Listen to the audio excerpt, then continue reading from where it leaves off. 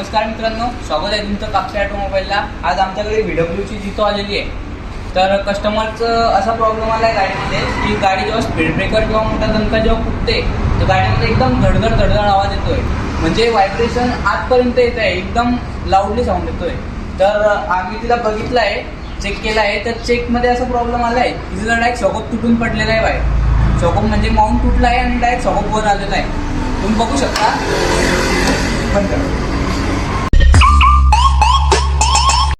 तुम्ही बघू शकता हा शॉकअप तुटलेला आहे, याचा माउंट तुटून हा डायरेक्ट वर आलाय। तर मित्रांनो तुम्ही बघितलं शॉकअप तुटलेला आहे। तर कस्टमरचं बरेच दिवसापासून असा प्रॉब्लेम होता की मला राईट साईडनं आवाज येतोय दणक्यावरती, त्यांनी दुर्लक्ष केलं असतं। तर त्यांनी दुर्लक्ष केल्यामुळे हा प्रॉब्लेम आलेला आहे। त्यांनी जर त्याच वेळेस चेक केलं असतं तर हा प्रॉब्लेम आला नसता। काम केलं असतं तर याचा प्रॉब्लेम आला नसता, आणि जर कधी असं असतं तर काहीतरी मोठी दुर्घटना होऊ शकली असती। तर त्यामुळे त्यांचं लक्ष नाही, तर त्यांनी आता लावलेली गाडी आपण बघू शकता। आता आपण काम करणार।